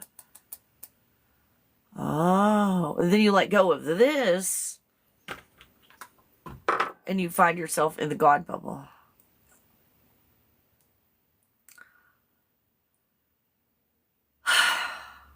Doesn't it feel good to know this? Doesn't it feel good to know this? Wow. Wow, you guys. So in this third eye, opening your third eye, what is really going on? Why aren't we in touch with our intuition and so forth? Because we think this is real and we're limiting ourselves. So in that, I hope you've understood the concept of feelings and emotions are applied at every level. So if we're applying feelings and emotions of, I'm scared, I'm mad, which we find ourselves in if we doom scroll, let's say. I'm scared and mad. Doom scrolling, right? I'm scared and mad. And those are the feelings and emotions that are creating on whatever level, because the feelings and emotions create on every level. Every level, feelings and emotions create. That's why in here, we're healing. Now, I found 40 or thereabouts. There might be 39. I think we officially counted, and I still didn't get a good count. So these feelings and emotions I find are the original emotions, like you as God applied feelings and emotions, and I'm going to tell you what the ones that I've found. It's not all of them, but the ones that I have found that are the core emotions that you in the God bubble creation created an avatar with specific feelings and emotions that I'll show you is the natural state. Okay. And in that creation, you've applied the same feelings and emotions to this, the same feelings and emotions to that, the same feelings and emotions to all of these. But about here, you can decide, I'm going to take a step back, let go, and allow the original feelings and emotions from God to play this game for me. I'm going to sit back and observe this. Or, I don't know, just way too much happiness, and joy, and peace, and prosperity, and abundance, and health, and happiness. Yawn, how boring. You know, fear's way more exciting. And anger. I'm going to choose fear and anger. So you've got the freedom to start pushing and pulling instead of observing with the original feelings and emotions of God. Does that make sense? That's why we can push and pull peace all you want, but it's when you finally let go, you find yourself in peace, because that's one of the core emotions. where you created this entire reality as God and all of this stuff. So you can let go and allow the original emotions of God, and I'll tell you that, the original emotions of God, or you can push and pull whatever emotions you choose. And so we find ourselves in a movie that's dictating the emotions. Fear, I'm oversimplifying the emotions, but fear and anger. Fear and more anger. And more fear and more anger. You can choose that, or we can let go of this and allow the original emotions of... Hold on, take me a second. So I was being like overly dramatic and I didn't even have my list ready. Look how uncool Kelly is. So here's the feelings and emotions that were originally intended from the God level, where you are, the God level feelings and emotions, to create the avatar in its natural state, where you don't push and pull to get here, you let go and allow to get to authenticity, worth, value, peace, compassion, joy. These are the natural states of the avatar from the God bubble. This is the God bubble emotions intended for the avatar. Freedom, passion, love. Love being the pure consciousness, not the awareness. And not colors and patterns. That's not love. Love is original consciousness. Wow. Acceptance. This is original from God. What is intended for your avatar. Love, acceptance, trust, optimism, satisfaction, happiness, the present, being present in the present moment, gratitude, supported, success, prosperity, abundance, wealth. You as God programmed this into these avatars. We're just blocking it. This is good news day for you guys. Wealth, contentment, grace, stability, confidence, inspiration, motivation, creativity, productivity, alive, being alive, healthy, healed, natural state of the avatar, dedicated, opportunity, wholeness, intimacy, empowered, intimacy of self, empowered simply from remembering who you are, not from pushing and pulling in your own creation, safe, secure. And did we have stability in there? I think we had stability. I think I already read that one. Isn't that awesome? You guys, thank you, Ken, for liking the live. Isn't that awesome? And the reason I'm telling you all this is so you understand that in all this pushing and pulling that hasn't been working, it's just futile. You'll push and pull forever and you'll never get out. And you'll just always be drained of energy. So these emotions and all that are the natural state of the avatar, originally intended from God. You see how the suggestion of a Matrix movie is influencing the feelings and the emotions? So we're not going to find the answers on TikTok or YouTube. If there are any answers, we're not going to find them. We're going to let go of all of this. And then there's no more questions. You're just in a state of being and knowing. Isn't that exciting? Isn't that exciting? And to heal in these places, to heal, there are focusing techniques. They're very simple, these focusing techniques. Okay. And the focusing techniques are in the healing process, permanent healing. This is permanent healing. There's an exercise that we do with all of these emotions. And that exercise I'll go through in here. And then you can make up your own exercise at home, or you can follow this one. But in looking at the programs and the blocks and the cords and the trauma from those areas and healing from that, this is where we have a removal technique, which is a focusing technique in this process where we heal. And in these healing techniques that I teach you, it is not about re-traumatizing at all. Shadow work. There's a lot of stuff out there in cult-like groups that keep you trapped in the group because you never really heal. And all of these very simple activities that I show you there's permanent healing, and we do not re-traumatize. Okay. So here is you make up your own visualization, but for lack of where to start, here's a good one. And these are just focusing techniques because you're not in your natural state. You blocked yourself from your natural state. So all these techniques are geared towards removing those blocks. So this is cool when you're healed emotionally. So let's take a program.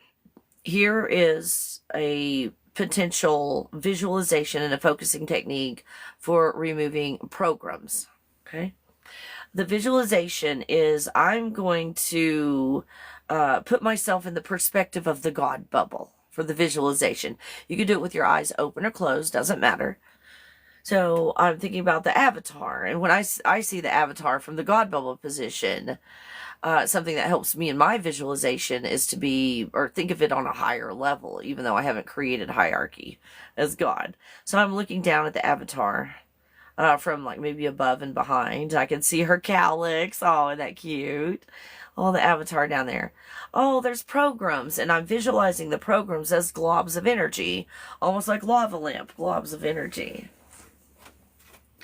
So this whatever these globs are, I've got a focusing technique where I'm just going to take the hands, scoop it up. I'm going to create a God bubble assistant. Again, this is a visualization and focusing technique.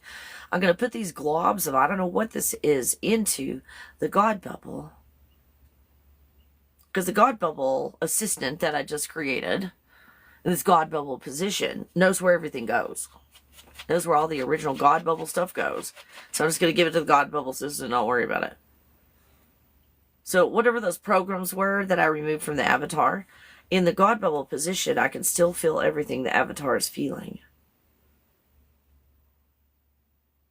From the God bubble position. Isn't that great? So I can feel a huge relief on the avatar after those were removed. Same thing. It doesn't matter if it's a program or a block. It's a very similar visualization where you look and go, well, okay, wait a minute. Is that a program or a block? Doesn't matter. I'm still removing it. Whatever's down there. Might even be a cord, and it doesn't even look like a cord.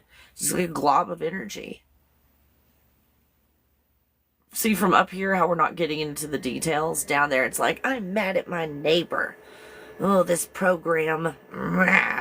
This block. Oh, I've got this cord for my neighbor, and I'm still mad about it. How do I unmad myself?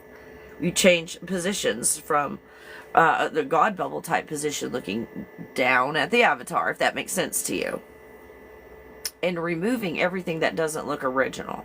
Now here's the cool thing. Even though you're in the God bubble position, oh, what if I make a mistake? In the God bubble position, removing something from that avatar that's what makes it walk. Like, the avatar can't walk without this. Whoa, no, what if I remove it accidentally? The God bubble assistant knows if you just took out too much. That's why you've got a God bubble assistant. For all that stuff that you don't know where it goes. It's like getting some stuff at the grocery store and you change your mind. So you give it to the cashier. Like, here, I can't remember where I got this. Here, have your magic grocery store people, put it magically back on the shelves where it goes. That's what the God bubble does with everything. It just kind of puts, I don't remember. I'm God. I made this, but I forgot what I called it. You're God bubble assistant. You handle it. Isn't that cool? Isn't that a wonderful letting go and allowing technique? And again, you can do it with cords as well. The inner child work. On the inner child work, what you do is do it in a way where you do not re-traumatize. Do not, whatever you do not re-traumatize this avatar by reliving that terrible experience. I mean, do what you want, but don't do that. So a technique can be a visualization to where you actually use the avatar's arms and everything in this process. Or if you want to call it like hugging yourself.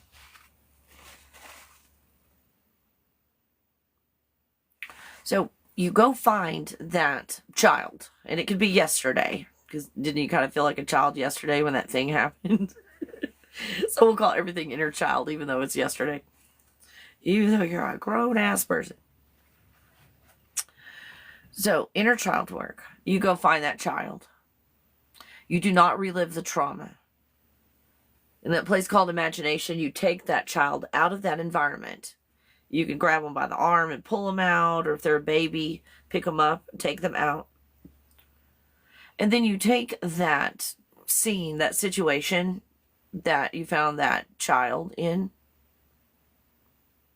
You take that situation and you put it in the God bubble. We're getting rid of it. That child will never go back to that place.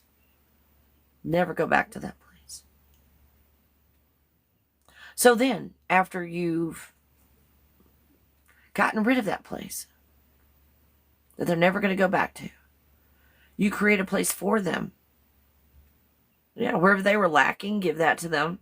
Like if they grew up without a father, give them a father. It can be your favorite TV actor. Who cares? Just create a space for them. Think of it as bribing them to stay there.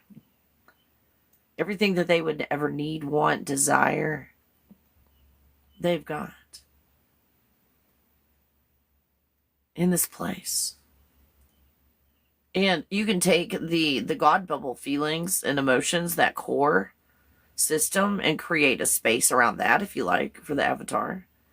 Going on that list, just in case you forget something. Like, do they want a circus in the backyard? Give them a circus in the backyard. They want a pony? Give them a pony. You're creating a space, and you're not going to come back and check on them. So a lot of these methods have you going back and checking on the inner child to make sure they're doing okay. That's not true healing. You haven't truly healed unless you can leave that child in that space. Why would you leave that child in a space to have to come check on them? What kind of danger did you put in there? No, we're creating that perfect space for that inner child. So once you create that space for them where they're going to be living, it's time travel, by the way, if you want to call it time travel. You create that space. Usually they've run off into, and they're on the Ferris wheel in the backyard or whatever, or they're riding their pony, whatever you've done. None of my business what you've done. Or they grew up as an only child and they always wanted siblings, and now you got siblings. It doesn't matter. You can create whatever space you want there for them. So in that, you can call them back, and whatever that trauma was, whatever was going on at that time, from an adult standpoint, because you're talking to a child who felt like they were in the middle of all this mess, and it's probably all their fault, is how they felt. And just here's an example. You can say, hey, child, you were just a bunch of screwed up adults that were not healed, and you just got in the middle of a bunch of narcissists. Or whatever you want to tell that inner child.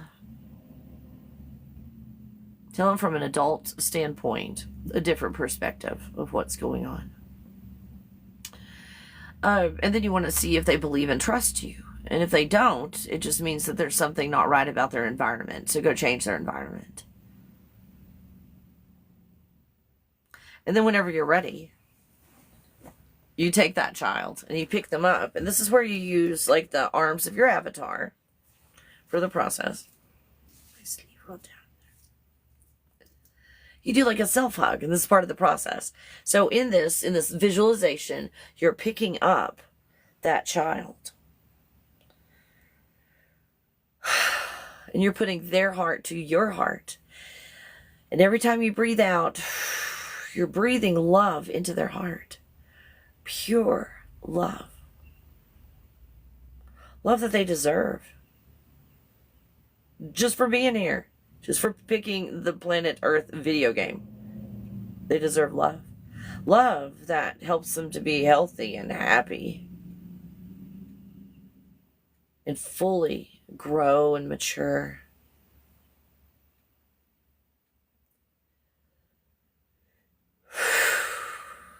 You just breathe love into their heart.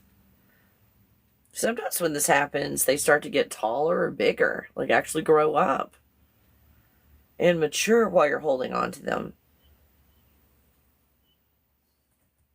Breathing love into their heart, allowing them that chance to heal. Now, when they start to feel better, you allow them to give you love. And you receive. So when you breathe out, you give love. When you breathe in, you receive love.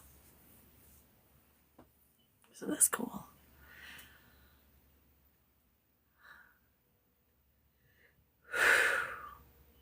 And then you do that until they're fully and completely healed. And you know they're fully and completely healed when they let go of you. Because you're sitting there hugging. You'll feel them let go. When they're healed, let them go. Let them go. So when they're fully and completely healed, ask them, is there anything in your environment you'd like for me to change or anything else you want? And for me, in my visualization, I always give them like this magic box with a big red button on it in case I forgot something.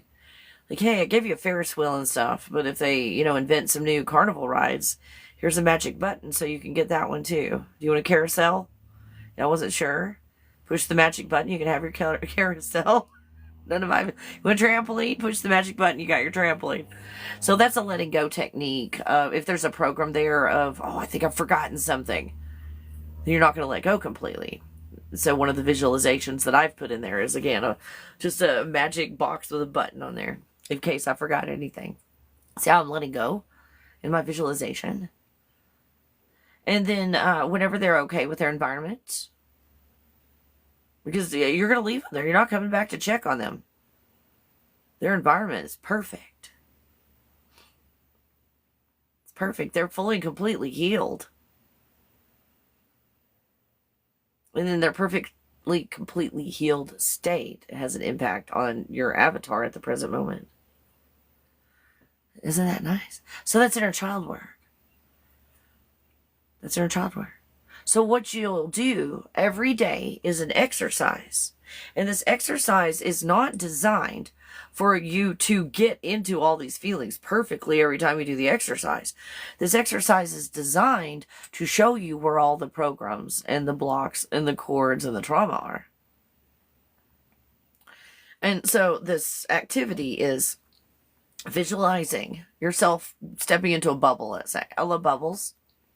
It's the basic structure of this reality, so it works really well.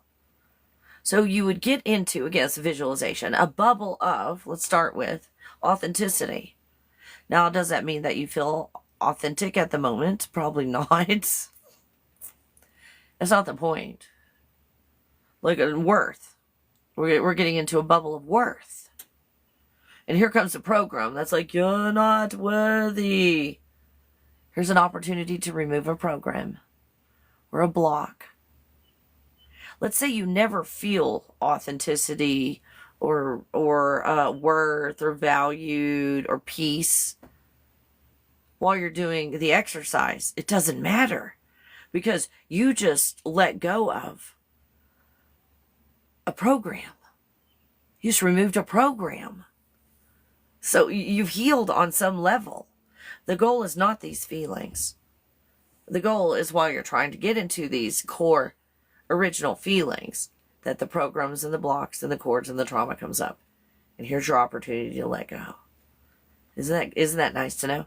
Now, some rules, if you will. So after working with over 16,000 people, we figured out a way to manifest, that you manifest faster and better. More better. You manifest more better. And in that, you get into, here's an example, the authenticity bubble. And you remove blocks and programs and all of that. So you stay in the authenticity bubble and then you get into the worthy bubble and you add it to it. So you're like in two bubbles in one time. Authenticity and worth. And then we get into, when you're finished with that part of the exercise, you get into value or valued. Into that bubble. So by the time you're finished, you're in like 40 bubbles. By the time you finish, and you can do this exercise 10 times a day for 3 days, once a day, 12, but however, frequency and passion are what drives your manifesting. So if you do it repetitively with passion, now it's like, okay, get into a bubble of authenticity, okay, get into a bubble of value, and you're not feeling it, there's no passion, it's not going to work. Because your feelings and your emotions create your reality. So if you're just kumbaya, do this 10 times, kumbaya. This is the second time, kumbaya the third, kumbaya the fourth. Gosh, when is this list going to be over with? Kumbaya the fifth. See, what are we manifesting? No idea. That's why just doing these affirmations every day might help you get out of the ditch. But it's all that is. Affirmation is a focusing technique for you to get to a feeling. That's what everything's about, is feelings and emotions. You don't want that house. House, a lot of work. You gotta mow the lawn, water heater overflows, breaks. You don't want the house. What you're after really is security, safety,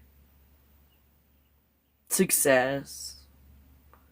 You're after the feelings and emotions, not the house itself. You're not after that promotion. You're after that feeling. What do you think you're going to feel like after you get a promotion? You're not after that relationship. You're after love. You don't even love yourself. You're going after a relationship with another person to try and get love. So here's the list. Write it down. Create your own list and do your exercises. And I always start, even though it's not a feeling and emotion, with money, letting go and allowing technique. Money as a program. Money's a block. People go, money's energy. Well, everything's energy. Duh. But money's a block. So we're trying to manifest money. You know, I find so many programs and blocks and cords and trauma around money that's the first thing we let go of in here is money. Not just in the money manifestation workshop, but in here as well. Because money seems to be a program in almost all of the feelings and emotions. So when you let go of that in the first place, it works. So let go of that first, and then go through in this process of getting in the bubble and removing the programs, blocks, cords, and going through the inner child work where you do not harm yourself by re-traumatizing and reliving. So we've got money. Then here's the feelings and the emotions. Let me go through them so you can write them down. Okay. Authenticity. Worth or worthy. These are states of being. So state of being authentic. State of being worthy. A state of being valued. A state of being at peace. A state of being compassionate. A state of being joyous. A state of being free. Not freedom from, free. A state of being free. A state of being impassioned. It's passion. A state of being loved. A state of being. A state of being accepted. These are all the originals, you guys. A state of being trust. A state of being optimistic. A state of being satisfied. These are all states of being. A state of being happy. A state of being present. A state of being grateful. A state of being supported. A state of being successful. A state of being prosperous. A state of being abundant. A state of being wealthy. You guys use the natural states of the avatars, wealthy in everything, in your relationships, not just money and finances. Being wealthy in your health, wealthy in whatever. A state of being content. A state of showing yourself grace, being in a state of grace. In a state of being stable. In a state of being confident. See, these are quite different than pushing and pulling confidence. I'm confident today. Then 5 minutes later, you're not. This is a healing process. A state of being inspired. See, these are the bubbles that we're going to be getting into, these states of being. A state of being motivated. A state of being creative. See, This is where creativity starts, you guys. But where are we trying to access creativity? You know, where we've got our job or ideas for TikTok videos or whatever. That's where we're trying to look at creativity.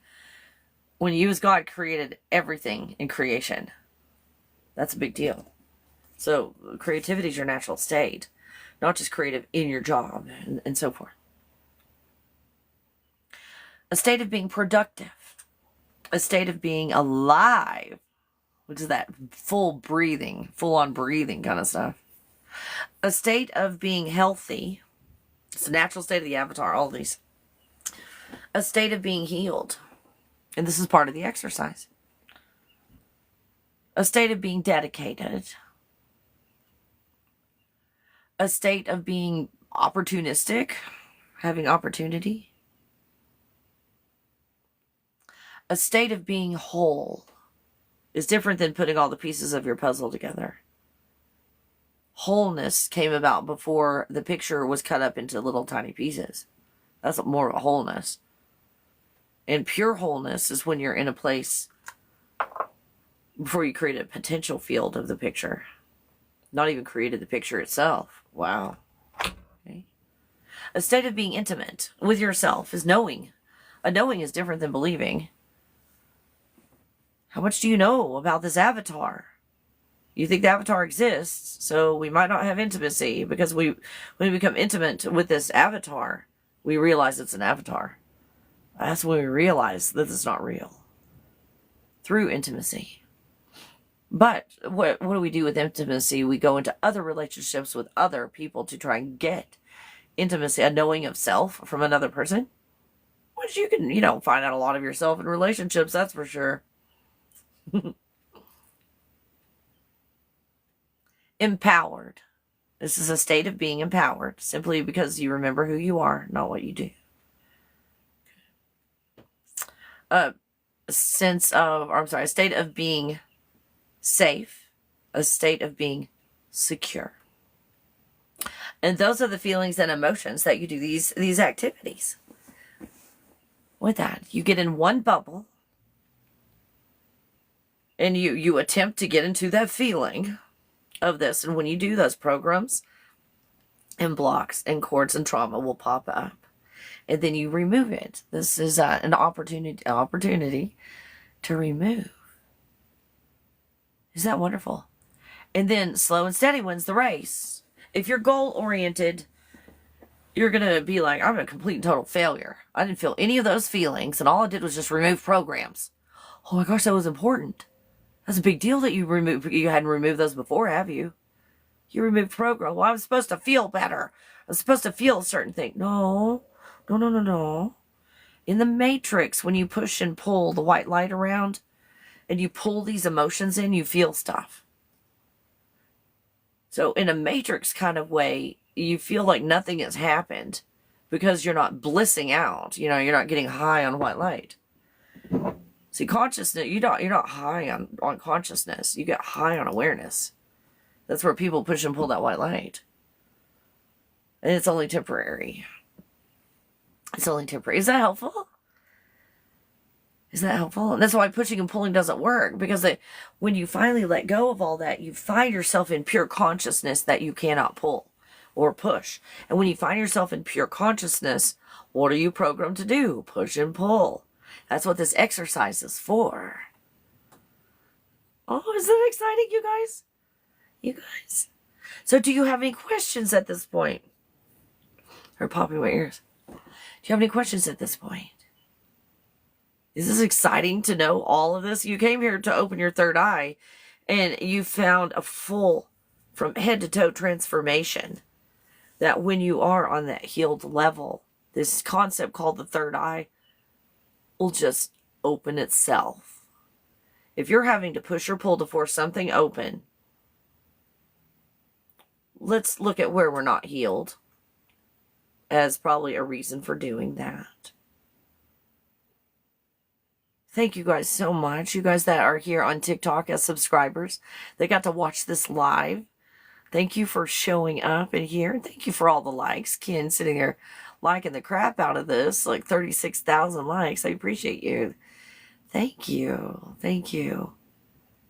So this is the workshop. If you don't have any questions, I will bid you adieu.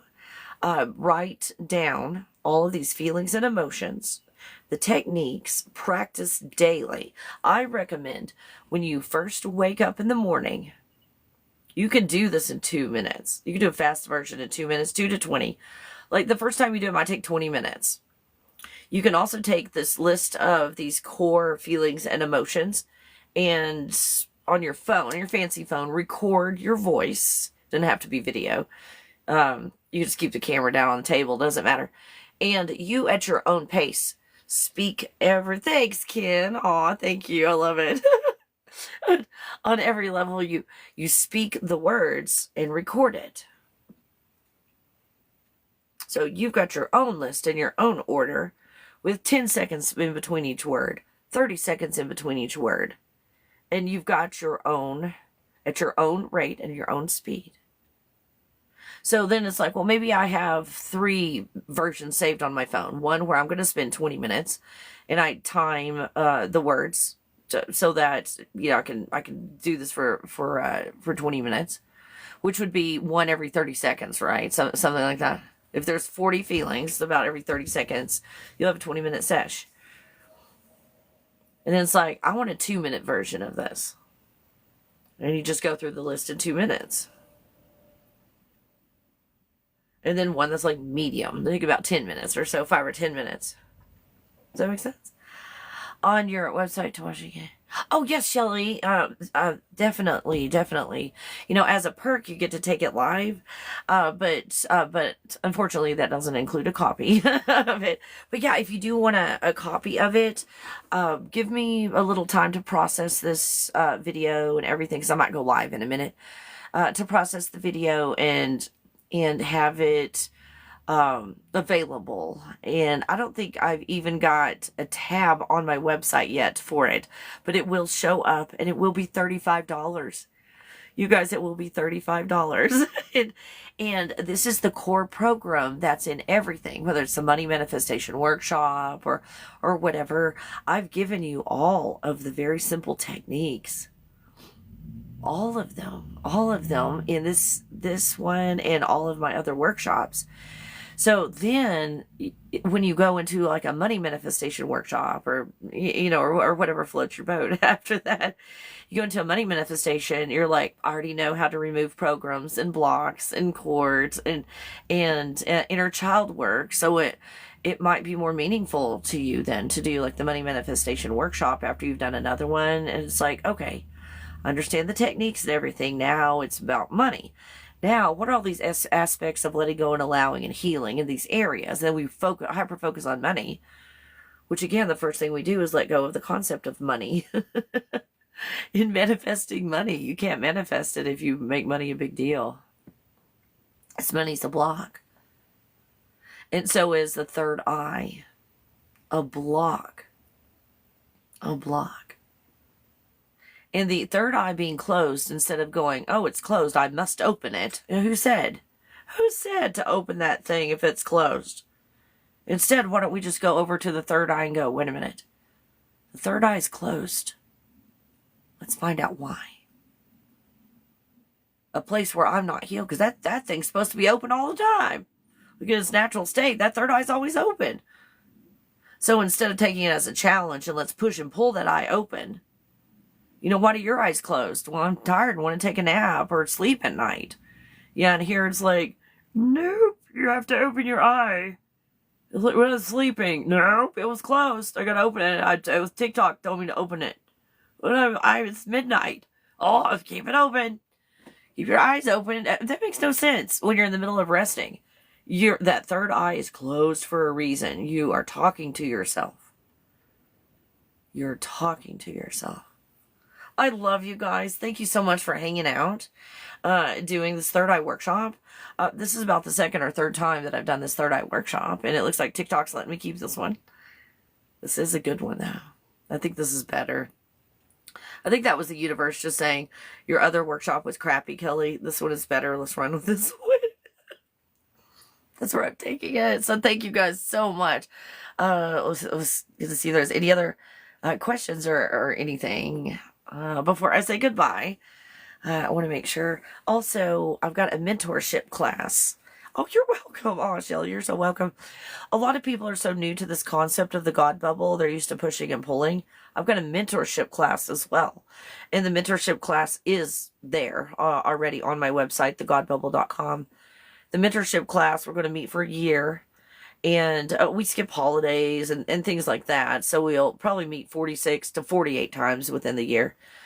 Not exactly every week. And as a class, we decide on that together. It's like, hey, do you want, in the middle between Thanksgiving and Christmas to do all of these weeks, or how do you want to handle that? And usually they're like, oh, let's skip a couple weeks for the holidays. Then I'll get my head back around. But before the holidays come around, we prepare for that in these mentorship classes as well. Whether you're going to be alone on the holidays or around people you don't like, we prepare for that and we heal in this. So I created the mentorship class where I am live with you in a group setting, but it's live. That's how I can keep the price down. This isn't a group setting. But that's a place where you can ask questions about the workshops and all that. And it's like, Kelly, I did the workshop. I did step 1, 2, 3. I don't understand step 4. Yeah, can you help me with that? And that's what the mentorship is for. Also, the mentorship class, I look at your energy in there if you want to. I was like, I'm gonna look at your energy. You have no choice. No, we don't do that in there. But it's like, oh, Kelly, it's been a doozy of a week. Can you look at my energy? I know it's screwed up, but I'm interested in what it looks like in the screwed up state. Or Kelly, I did that 10 times a day for 3 days thing on this emotion. Can you look and see if I really feel like I'm healed and not actually like compartmentalizing this time, and avoiding the healing? Can you see? And it's like, oh yes, it's like the umbrella thing above your head. It popped up there. Oh my gosh, it worked. But in the process, it looked like you did kind of ignore this thing over there. It's like, oh, I didn't realize that's what I was doing. So I'm able to see things in your energy you can't see. And it's really helpful in the process of letting go in a more sophisticated way where if you are stuck for less amount of time, you're stuck. Because it's like, I can't put my finger on what's going on. It's usually just a program. We let go of the program and then you're like, oh, I feel the difference now. You can really feel, and I take you through exercises in there where it's like, okay, I'm doing this and doing this. It's like, oh, that was pushing and pulling. Now let's do the same thing, only just change this a little bit. Oh my gosh, I feel like I'm floating. They're like, oh my gosh, I let go of that. Now I know what pure consciousness feels like compared to awareness. It's a different feeling. It's a white light, but it's a different feeling. And pushing and pulling and letting go. And you can achieve those in the mentorship class. And again, we meet once a week. It's Monday at 1 o'clock Mountain Time is where we're meeting right now for an hour. Sometimes we get in the middle of something. I'm not going to cut off just in an hour if I'm in the middle of looking at someone's energy. So I mean, I can't guarantee over an hour, but if it calls for going over an hour, I'll go over an hour with you guys to make sure that I look at your energy and that you get a benefit out of it. So yeah, I'm excited about the mentorship class that I made because of all of these on-demand workshops. So you do have that personal touch and we can, get to that place of letting go. So, oh, you guys are so sweet to each other. Oh, you're welcome. Our own individual God bubble. Yes. So, thank you for joining this workshop. We'll end that for now, and I'll probably go on live, give myself a little bit of a break, refill my coffee, warm it up a smidge, and then I will see you guys on TikTok Live. Because it doesn't look like going outside today is going to be a thing. It looks like it's going to be... Are